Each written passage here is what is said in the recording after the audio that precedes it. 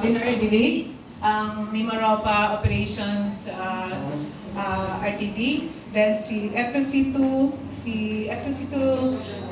Program Director, si Director Onyate, then si Atty. Balabag, ang aming Chief of Staff, and then USEC sa DA, and then ang aming Farmer Director, Roxy Chairman, and then si RTD Ulido, our research RTD sa Mimaropa. So, eto na po. Start na po tayo. Pwede na po kayo magtanong. State po yung name nyo kung saan kayong newspaper or radio area. And shoot po. Good morning po, Miriam Basig sa Radyo Pilipinas, Palawan. Tanong ko lang po kasi nung last year, yung ating po na first activity or this National Cluster Summit po, ang ating pong theme ay sapat na pagkain, ahon o ahon sa lahat, parang something like that. Ano po? So, sa inyo po, sa ating pong USEC, sir, good morning. Pwede po malaman kung talagang nakikita po natin na talagang umaahon po yung ating mga magsasaka, ating mga isda. Salamat po sa magandang tanong. Thank you for that question po. Opo, yung F2C2 po is a program specifically designed to help our farmers consolidate their farms and fisheries.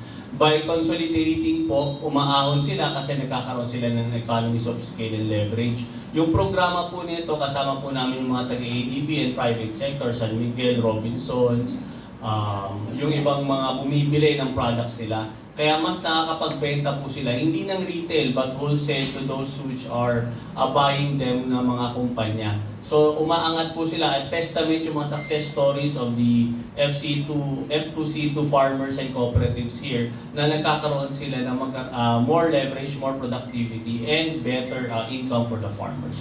So I would encourage you to interview yung mga cooperatives natin para makita po yung success story ng program. So tuloy-tuloy po ito at ipagpapatuloy po natin yung consolidation na ito. Thank you. Isa na lang po. Kanina po nabagay po yung sa inyo po message na meron po mga farm machineries po na ipagkakalob sa ating po mga farmers, again, and for the Fisher Fox. Ito po ba ay talagang dole out o meron po na counterpart yung ating po mga farmers and Fisher Fox? Magandang tanghali po sa lahat. As of now po, ma'am, ito po ay pinamimigay ng ating gobyerno na wala pong hinihinging counterpart. Depende po sa type of assistance na ibinibigay namin. For example, yung machinery, we have to require yung mga shed para po sa protection. Alam po naman natin to na pag na-expose, madaling masira at yung lifespan niya mas kukunti. So yung pakinabang ng farmers ay ganoon din po. Especially lalo na po kung palaging umuulan. So, ganoon din po yung mga livestock assistance namin. Nire-require din po namin sila ng mga shed for their protection. Pahabol na lang po talaga, isa na lang. Yung pong, kasi ni-encourage po natin yung ating pong mga farmers na mag-form po sila into cooperative na po para sa isang samahan. Mas malaki po yung tulong sa kanila. Awan po yung mga talagang hindi po napapabilang. Napapaabutan din po sila ng tulong mula po sa ating government? Yes po, ma'am.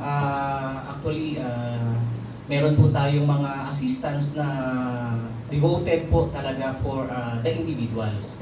Pero po pag sa mga malalaking items tulad nga po yung mga machineries, of course ma'am, ang tinitingnan po natin dito is yung magiging benefits of the assistance sa nakararami. Kundi po kasi mahirap mag-maintain kung ito po ay ibibigay natin sa mga individuals lang. Example lang po, nung sa mga individuals, we have the seeds. Hindi naman po natin pwede siyang ibigay as co-op, especially sa rice, sa corn, and vegetable seeds. So, ganun po yung policy natin, ma'am, depende po. Pero of course, yun nga po, sinasabi namin na we always encourage po yung ating po mga magsasaka to form into a cooperative or association. Dagdagan ko lang po yung sabi ni Sir. Kasi ma'am, ang kahalagahan po pagka po kinonsolidate natin, kinluster sila. Halimbawa po, binigyan ng rice mill. Kung individual lang, siyempre, very limited yung areas mo, yung hectarage mo. Pero kung binuo kayo, inorganize kayo, either 2-3 barangays o 2-3 municipalities, makikinabang doon sa rice mill. At yung sustainable na pagkakaroon ng bigas, ma-a-attain po natin. Okay, magandang umaga po, Ruel Caralipio sa Radyo Palawenyo. Sa 700 po na participants, ilan po diyan yung talagang mangingisda at magsasaka? Lahat po ba yan ay lahat nasa gobyerno lang? Paano po natin maire-relay? Yun po magandang balita sa DA, from DA, sa farmers and fisher folks. Ang totoo niyan, halos lahat ng in-invite, no, in spite ng bagyong Aghon, ay hindi pa po nakarating ang iba. Pero lahat po ng mga nasa private sector po, farmers and fisher folks po, pati po yung mga nasa malalaking kumpanya, lahat po yan ay nasa CMPL po, consumer, marketing, producing, logistics, lahat po yan may papel po sa F2C2 po. Doon naman po sa speech kanina ni Yosek Balagbag, yun pong later part yung nabanggit kanina, yung sa machineries, yun pong sa soil testing laboratory. Alam po namin importante po yun kasi hanggang ngayon, marami po mga magsasaka like dito po sa Palawan na yun pong kanilang abono ginagamit ay lalo pong lumalaki kaysa sa nababawasan. Paano po ito i-avail? Mayroon po bang soil analyzer na inikot dito po sa Palawan? Opo. Meron for procurement na 16 mobile vehicles sa laboratory. So yun ay pwede umikot. Kasama na rin yung Palawan. Magkakaroon din po tayo siguro in the next years. Ang plano po namin is isang permanent soil laboratory. So yun ay para alam po niyo kung kasi kung mobile ikot ang ikot, pag next time pagpunta niyo wala na ron, no? So may permanent na para yung mga magsasaka natin alam kung saan pupunta para magpa-testing ng kanilang soils. So ma-analyze po ito kung anong dapat na fertilizers o pesticide ang kailangan pa para mapagbuti yung yield ng production area nila. So magkakaroon po yun. Ito po ay pinlano na namin. Kasi actually si Presidente po mismo may gusto na magkaroon ng mga soil health laboratory sa mga region. So yun po ay pinaprioritize po natin para magkaroon ng agarang data yung mga farmers natin kung ano yung kailangan nila para sa mga soils nila. At hindi lagay lang ng lagay. Dapat scientific approach natin, may basis tayo. Kung ito yung kulang, ito lang idadagdag para hindi naman masyadong yung lupa natin sobrang ma-chemical na rin. Thank you. Dagdag lang po doon sa sinabi po ni Yusek, para po ma-identify din ni farmer ano yung halaman na best para sa lupa niya. Hindi yung basta't mag-isip niya, magkapag-abono siya, nakapagtanim siya, okay na. So napakaganda po ng programa na yun at hindi po maiiwanan ng Palawan, promise po. Magandang umaga po. Robin Suarez po, DYPR Palawan. Yosek, yung programa ng Department of Agriculture is magkaroon ng sapat na pagkain sa buong bansa. Sa ngayon po, kung titingnan yung sa mga programa niyo tulad nito, masasabi ba na naabot nyo na yung target na magkaroon ng sapat na pagkain sa buong bansa, hindi lang po sa isang rehiyon, kundi sa lahat po? Yung food sufficiency and food security will is a target. Kasi habang nagpo-produce tayo, tumataas din kasi yung population natin eh. So it's a moving target. Hindi natin pwede masabi, na-achieve na natin kasi dumadagdag tayo ng dumadagdag eh. Kaya ito, ang goal natin is to produce more in order to lessen yung dependency natin from importation. Yun ang goal po natin. Patamihin natin yung production area, patatagin natin yung mga kooperatiba para nagpo-produce sila ng mas marami para bumaba yung import natin. Kasi yung import, ganun meron talagang importation, kailangan niya para mas stabilize yung prices Pero padadagdagan natin yung production area natin para lumiit yung importation natin. Yun ang ating goal, yun yung food sufficiency. And pagdating ng araw, pag na-implement natin lahat, ma-achieve natin na konti na lang yung in-import po natin from the other countries. So yung target po dito para locally produced na po, hindi na kailangan mag-import? Yes, ang target natin, yung food sufficiency should be from the region. We should be able to feed our own people and not rely from imports in order to feed our own people. So yun yung goal natin. It's a moving target pero gumagawa kami ng mga paraan para ma-lessen yung dependency natin. And, Sige po. and of course, it will benefit our own farmers and fishermen. Last na lang po, yung teman niyo po ngayon kasi ay mula sa kanya-kanya patungo sa sama-sama. Ano po yung problema sa nakaraan? Parang para sa pagtao kasi parang hindi nagkakaisa nakaraan, dapat magkaisa ngayon. Sige. Si Doc Oslek. Actually po dati-rati, may problema tayo kasi sabi nga kanya-kanya, no? Mahirap pong i-market yung mga produkto kapag hindi po nakakonsolidate. Kaya po ngayon ang ginagawa ng Department of Agriculture through F2C2, pinagsasama-sama po natin ang mga grupo, hindi lang po cooperative, kundi mga grupo na kinakluster natin para magkaroon po tayo ng volume. Mas madali po kasi ngayong i-market pag marami. Kasi ang target po natin na hindi trader, kundi institutional market. So kapag institutional market, kailangan po natin na may susupply tayo ng Enero, Pebrero, Marso hanggang Disyembre. Kasi pagka hindi po nakapag-supply, halimbawa Jollibee, kapag hindi po tayo nakapag-supply ng isang buwan, hindi naman pwede sabihin ni Jollibee na huwag mo na kayong kumain dito. Walang supply yung mga farmer. So kailangan masustain po yung production at supply. Kaya po yun yung ginagawa natin. Kaya meron po tayo ngayong F2C2. So yun po yung kaibahan dati na kanyahang market sa trader. Ngayon po institutional market talagang tinatarget natin. At hindi lang locally, pati po export market. Dagdagan ko lang, sir, yung kanya-kanya sama-sama pa rin. Kami sa private sector, kami yung nag-handle sa mga civil society organizations, cooperatives and association, ini-encourage namin talaga na magsama-sama. Kasi hindi naman natin masasabi, mga farmer lang yan, wala tayong matututunan dyan. Tayo, nagtapos tayo sa universidad, kami, taga-Department of Agriculture. Hindi yon, lahat yon, all walks of life, inuugat natin. Paano? May mga traditional sila na alam, napakikinabangan pala natin kahit na tayo nakapagtapos na sa pamantasan. Ngayon, lahat yan pinagsama-sama natin. Dati kanya-kanya, mas magaling ako sa kanya, mas mahusay yung kinuklas ko. Ngayon, ini-encourage lahat, participation tayo. Tapos pag nagsama-sama tayo, will come up, mapipin down natin yung problema natin sa food security. Yung problema. Magandang tanghali po. Mike Escolar po sa Radyo Valdera kay USEX Attorney. May problema yung mga may lista namin ngayon dito sa Puerto Princesa, lalo na yung sa western section ng Puerto Princesa na nakaharap sa West Philippine Sea kasi gawa nung yung anunsyo ng China na meron silang yung policy na huhulihin yung mga dayuhan pupunta doon. Kasama na yung mga may isda. Ano po kaya po pwede may tulong ng Department of Agriculture o ano masasabi niyo tungkol sa policy na yan at ano yung marutulong ninyo sa mga may isda natin? Kasi natatakot na yung mga may isda namin dito na pumalaot doon. Okay. Ang sasagutin ko yung ano yung may tutulong. Merong mga binibigay ang BIFAR at ang regional director din natin ng mga tulong sa mga mangingisda. Merong kami binibigay ng mga bangka and intervention, tsaka mas mahalaga doon training para makatuloy-tuloy pa yung isda nila and they could shift to aquaculture. No? Yung sa policy, I cannot comment on that. It's a national policy. I leave it that to the national government to comment. Pero sa Department of Agriculture, meron kami mga binibigay para sa mga mangingisda natin ng tulong para makapag-continue sila sa kanilang pangingisda. And I think we have the Coast Guard with them and the local government is helping them also.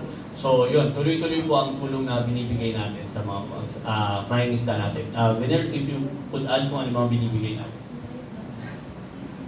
Yun nga po, katulad po ng nasabi ni Attorney Alvin Balagbag, yun naman pong programa ng, although wala po yung representative from BIFAR, but collaboratively, meron pong mga islands din kasi doon na pwede tayong mag-introduce ng mga agricultural activities. So ngayon po, pinag-iisipan na po ng BIFAR at ng DA kung makakapag-introduce tayo ng mga hydroponics doon po sa mga areas na yon. And then may mga islands din po kasi na pwede daw magtanim ng something like vegetables for them para at least kahit papaano yung pong sustenance at pagkain po ng ating mga kababayan na mga isda, yun man lang po ay mamigyan. Dagdagan ko lang, RTD, dagdagan ko lang. Actually po, hindi po nagpapabaya si DA. Hinahanap din po niya kung saan po papasok. Kasi ang isda, highly mobile siya. Minsan may huli, minsan wala. Nasasaktan din kami pagka yung mga fisher folks natin wala namang naiuwi sa kanilang pamilya. Then ini-introduce po natin, kagaya po ng seaweeds farming. Ang Palawan po, very potential po sa seaweeds at marami na po kayong seaweeds dito. Ang gobyerno po ay nagbibigay din ng support, mga processing facilities para po magawa yung seaweeds po, ginagawa ng cup noodles, ginagawa ng chips, ginagawa ng mga pagkain na kung saan, pag hindi ka nakalangot, pwede naman yung mga iba na makakagawa rin ng pagkakakitaan para po sa inyong mga mangingisda po. Isa pa pong question. Iniwan po kung sino po yung sumagot. Actually po, yung tinanong ko kasi farmer, rice farmer. No? Isa sa mga problem nila dito po sa bayan ng Nara, sa munisipyo ng Nara dito sa Palawan. Yung patubig, no? Although merong isang doon sa Nara, merong yung Estrella Falls, magandang source ng water. Pero ang nangyayari kasi yung dito sa mga bandang ibaba ay kulang yung supply nila ng tubig, no? Siguro sa isang taon parang isang cropping na lang. So ano ho ba yung programa ng I don't know kung NIA or baka yung DA, baka meron din po programa para doon sa mga problema ng mga farmers pagka ganyan problem. Yes sir, nakikipag-coordinate po tayo with the National Irrigation Administration. Much as meron tayong gustong i-kuhan ni Secretary yung solar power irrigation system. Magkakatalo lang po ano yung magiging source ng tubig natin. So mas madali yun i-implement sa. So ang punto na lang is that yung source ng tubig and a clear mapping out with that of NIA. Kasi national yung NIA. Yung atin is more on sa small scale irrigation project and that of Bureau of Soils and Water Management. So ang labanan when we talk of irrigation sir, yung lahat ng ahensya na merong project, pag-iisahin po natin, may mapa natin para mas matumbok natin kung ano yung pangangailangan ng ating mga magsasaka po sir. Lalo na po when we talk of rice program po. Just na lang po, ngayon pong although hindi pa naman dinidiklat na wala ng El Nino, pero Yusek, meron ba kayong data kung gaano kalawak yung binsala ng El Nino? Sir, sorry, I don't have the data with me. I don't like to speculate or give wrong set of data. Pero rest assured, I will ask si RTD Vener to give you yung data. And rest assured din, yung data na yun may nakalagay din na intervention na ginawa namin for El Nino. And actually now we're preparing for El Nino. La Nina pala. So yun naman. So yung intervention na gawa namin, meron kami mga ginawang intervention all over the regions affected. Ngayon, ang pine-prepare naman namin for La Nina. The data will be given to you, sir, para ma-publish nyo rin and makita nyo yung ginagawa ng GACO. Thank you. Okay na po. Hihingan lang po namin ng closing statement si FTC2 Program Director. Well, yes. Thank you po, ma'am. Ang F2C2 po is nga nabanggit na ni COS, Attorney Alvin.